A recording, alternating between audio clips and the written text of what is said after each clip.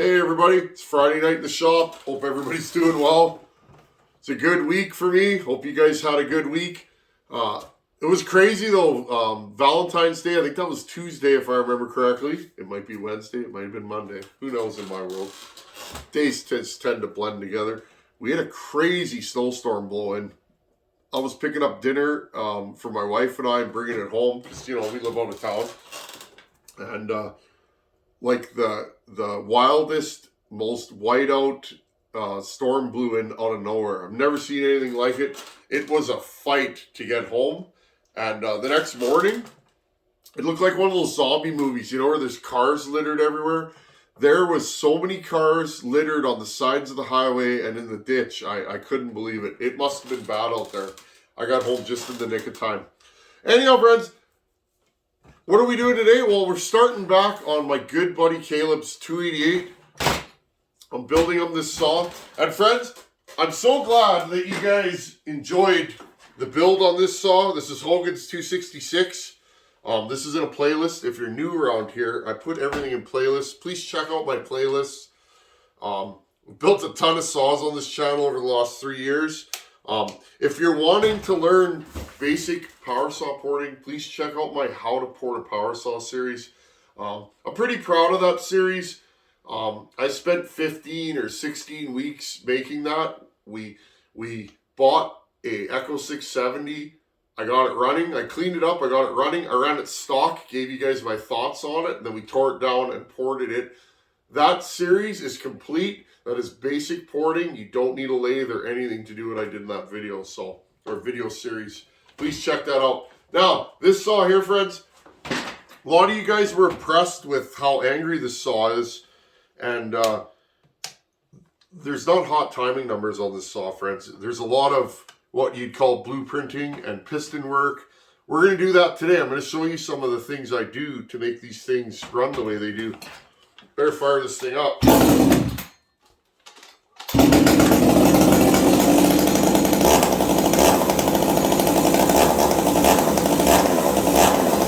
Hey, what's going on? It's interjection time. Friends, I noticed something when I was reviewing the footage of me running Hogan's 266. I wanted to point this out to you guys. A saw that's a hard charger that really runs, I noticed something again and again. Those saws move a lot of air. They will blow sawdust 6 feet away from you, and you'll notice it'll really just send that sawdust flying. Remember, these things are just air pumps. The more air they move, the more power they make. I noticed this when I was editing the video. Guys, check this out. Look at the air movement of Hogan's saw.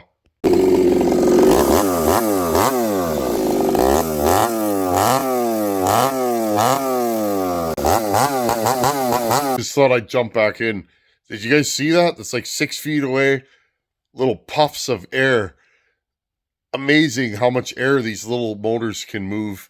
I just thought it was cool. I wanted to point that out to you guys. And that to me is the sign of a well-ported saw, because all you're doing when you're porting is making them move more air. I'm fascinated by these things. Okay, back to the video. I'm sending this, friends, by the way. Send it, Tin Man. Send it. Oh, I'm sending it, friends. It's getting sent. Okay, I'm just horsing around. Just building this video. I'm having a blast doing it. Thanks for being here. Back to the video. Okay, friends, so that saw there, that's gonna be a professional cutter saw. Yes, it's warm, but I think it'll last, friends. I really do. There's nothing crazy about that build. There's just a lot of time. Friends, some of these saws, I'll spend months literally doing things to them. Fitting parts and measuring and weighing pistons and putting parts together. It takes quite a while. So, what does a 288 have to do with a 266 or 272?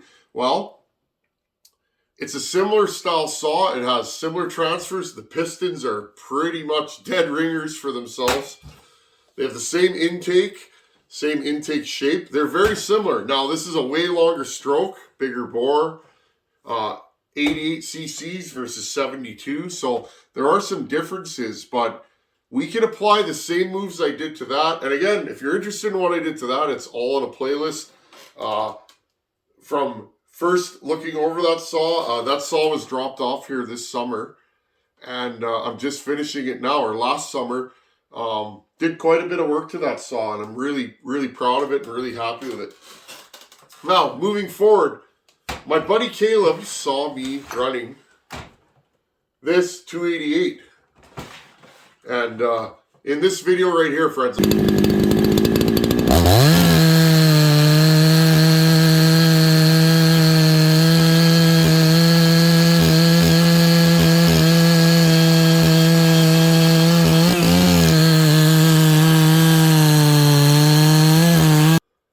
he saw that video of me stumping with this 288, and he messaged me and he's like, "What model of Husky is that?" I said, "It's actually a Farmer Tech 288. And he goes, "Wow, I like that. That thing looks pretty strong." And it's like, friends, that was I don't even know how big that was. That was a 32-inch old ash tree here, hardwood, and this thing cut there. I was leaning on the saw, and it pulled that chain quite nicely. So he's like, "I'd like to have one of those." It's like, "Well, buddy, I have a second one. Why don't we do that for you?" Bring you guys back up to speed. I got Ryan from Wolf Creek to send me an NWP crankshaft for this saw. I really like those crankshafts. I think they're high quality. If you're looking for an aftermarket crankshaft to maybe replace a Farmer Tech, I don't like the Farmer Tech rods, friends. They're too soft, and they're kind of prone to stretching. I've had bad experiences with them. So these NWPs seem to be good. So Ryan sent me an NWP crank. Thank you, Ryan. And SKF bearings. We built a new bottom end on these Farmer Tech cases. I dug out from my personal stash. This is an OEM Mal 54 millimeter 288 cylinder off an old school 288. And again, from Wolf Creek, I have a Meteor piston. Now, friends, a lot of the work done to Hogan's 266 is in the piston. Today, let's go over what I do to pistons. Let's start from scratch with this saw. I have to start by doing my piston work. Then after that, we can pick our timing numbers. I don't know if I'm going to do machine work or not to this saw. I haven't decided yet. So in the meantime, let's do some piston work. Let's talk about fitting, blueprinting pistons, and making them last, at least according to me. I don't know everything, friends. This is just how I do things. There's a lot of other guys on YouTube that are porting, and a lot of guys are building good saws. This is just how I do it. Anyhow, let's get going on that, and let's build a strong, reliable production work saw. Okay, friends, let's have a look at the piston weight. How much does this piston weigh stock? 93 grams. Let's do it a couple times just to make sure. This scale's pretty good. Okay, 93 grams. Let's look at a stock 272 piston. This is 54 millimeter. This is 52. Okay, 76. So that extra 2 millimeters is how many grams more? Okay, 16 grams more. Okay, 77, so 17 grams, whatever it is, friends. Okay, here's a windowless CCC piston from Dave at CCC. It's a Wiseco piston. Okay, that's lighter than this. Okay, so remember that this is a performance piston. It's lighter. Okay, I might actually use this piston in another build. I kind of have an idea. But this is a stock Meteor piston. You can see the MP on it. Very nice piston. Okay. Now what I want to do, friends, I'm not so much worried about weight in this build, but there's some things that I don't like about this piston that I can easily fix. And these are things I did to Hogan's saw. That is sharp. Okay. Like, you could almost cut paper with that. Anywhere that's sharp, you can get a stress riser. Okay. These corners are sharp. Right here where it's machined, same thing. You can get a stress riser. Right in here, friends. Okay. I want to get rid of all these bumps in here. Now, I don't generally take these out, okay? That creates strength. Again, right here. These casting marks I want to get rid of. Now, hope you guys enjoy this kind of stuff, because once again, I don't know everything, but I like to show what I do. You know, somebody taught me this stuff, and I've learned it by trying it. You guys remember, I open these transfers up just like Hogan's saw. Look how big they are now. Why did I do that? Well,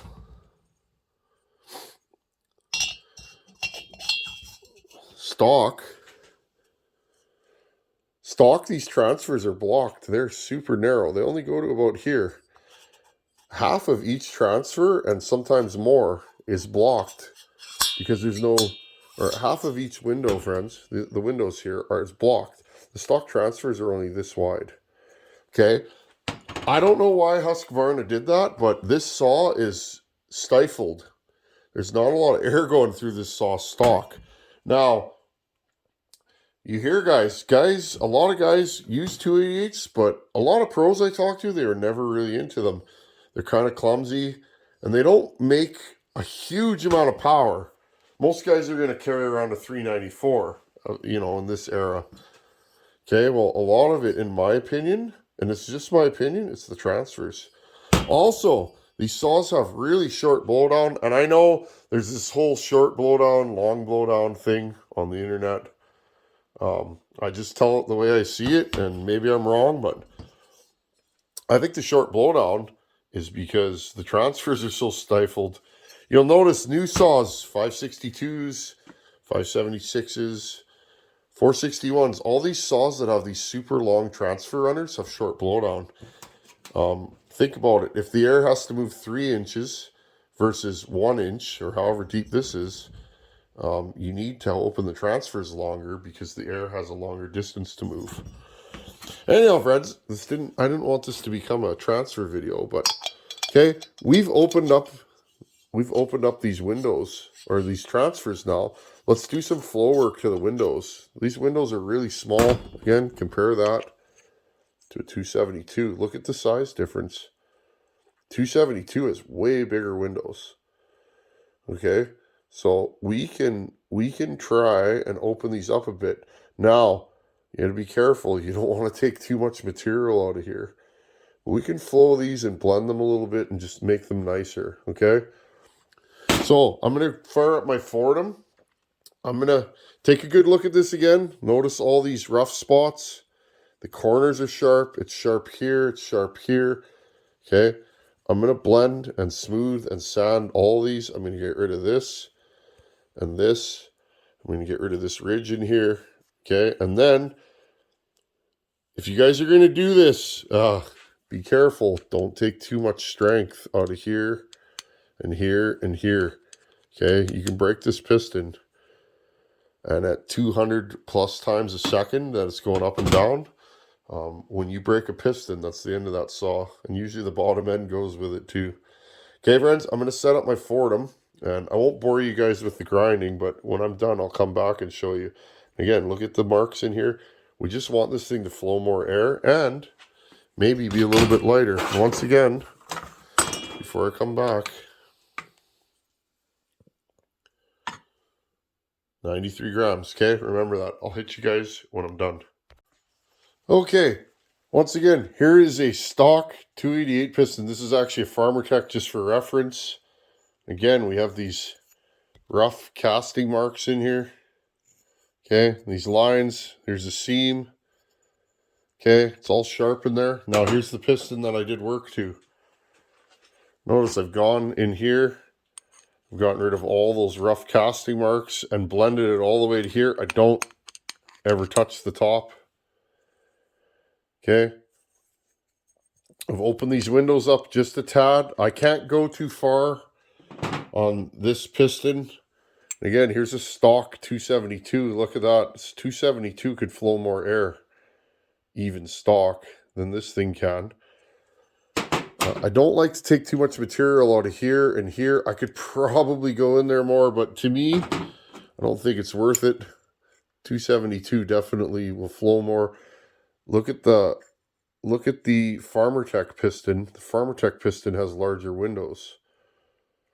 So, I mean, maybe I could take a little more off here and into there like the Farmer Tech, but I think Meteor knows what they're doing.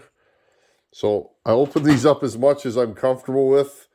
I tapered them slightly, okay, and flowed them into the inside of the piston, or inside of the bottom of the piston. Okay, I'm probably going to go in and flow this one a little bit more, but this gives you guys a rough idea. And again, I took the casting marks off. I blended in the back here. I rolled over these edges. Now I'm going to go in here with a sanding drum. I'm not done yet. And finish these edges. Just go slow and steady. And now, here's our gram scale. Okay, we've lost 2 grams of weight already. Okay, so we have a lighter piston than we started with. That's a good thing. And it should flow more air and be a stronger piston. Okay, now what I'm going to do is I'm going to go around the edges and I'm going to chamfer all the way around here. Okay, this is really sharp. I'm going to radius these corners, both sides all the way around. I'm probably going to polish these just a little bit, just clean them up, polish this, and then I'll go around the top. This actually this Meteor piston has a nice break here, but again, I'm going to go around the top and just break it a little bit more. Okay, I'll show you guys that when I'm done. This is the first step into building a Go Fast power saw. I'll hit you guys back up when I'm done radiusing it. Okay, here's our finished piston. I don't know if you guys can see it. Can you see that small radius on there? Did that with a sanding drum. Same thing, I went all the way around the top. Corners, notice the corners are rounded now. They're not square like that. See that? Same thing, I've chamfered all the way around. Can you guys see that? There's just a slight little bevel. There you go. Okay, and I'll probably go over that after with sandpaper, but you guys get the basic idea. I don't think we've lost any more weight sanding. Well, we're 90, 91. Okay, so we've lost, I'd say we're probably closer to 90. It's just tipping over. Okay, so we've lost 2 or 3 grams in doing that. And then the last thing, friends, piston fit.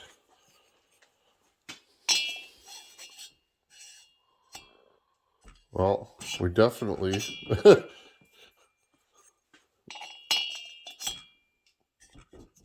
Interesting.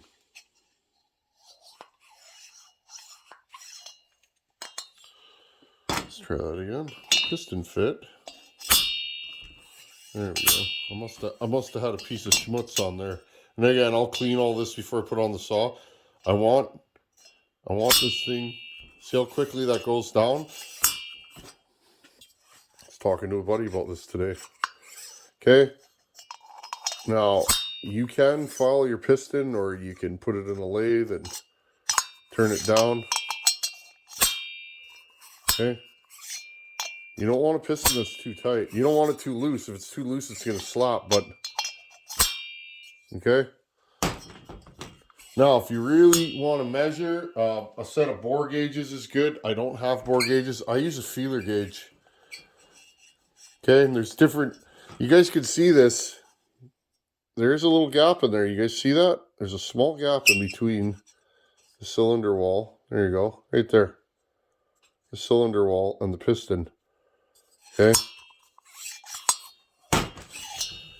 Okay, well, we're starting. These are the things I do, friends. They are tedious. They take time, but these little maneuvers will add longevity and power to your build. Okay, I really didn't take anything off the bottom. I just ground that seam down and shined her up. Made the windows slightly taller, slightly lower, and slightly wider. Got rid of all my stress risers and then chamfered the edges. Again, it's not sharp anymore. Okay, smooth. I went around that with a 400 grit sanding drum. I'll probably finish it with 600 grit around the outsides. Inside, I don't mind being rough. That's fine. Okay, friends, I hope you enjoyed that. I got a big pile of grinding dust on the bench. That means I'm getting work done. I think we're off to a good start. Again, these little moves, they don't seem like much. They don't look like much. But what I've learned, these little tiny wee maneuvers, when you stack them on top of each other, you end up with a really strong saw. The home lights, friends. Remember that last home light I built for bucking? That saw, that 922, look at all the work I did to the cases and matched the transfers. And then all I did is a little exhaust work and put a different carb on it, threw that saw back together, and look how strong it is, friends. Why? Because it's moving more air.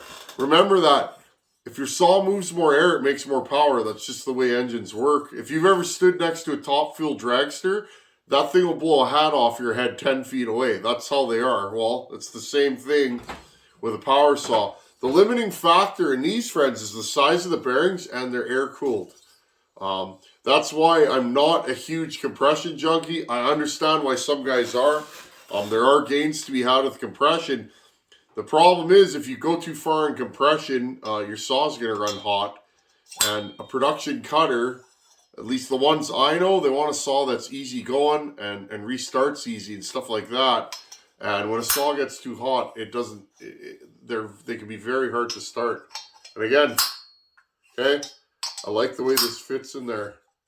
I will measure this with feeler gauges. I do that on all my saws. If I don't like the fitment, friends, I will chuck this up in my lathe, get some 1,000 or 600 grit sandpaper, and I'll sand it down a little bit, and then same thing. Again, friends, I love sharing what I do with you.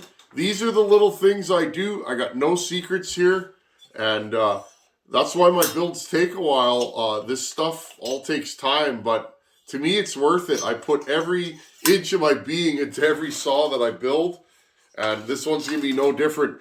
In the next video, I'm going to keep chugging along with this saw. We are going to pipe this. I'm going to build the same pipe that's on the 266 there for this saw and see if it works.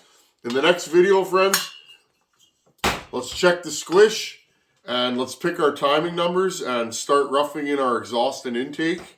And then what's left to do, a little bit of finish work. We put this thing back together and weld up a pipe for it, and that'll be another completed power saw.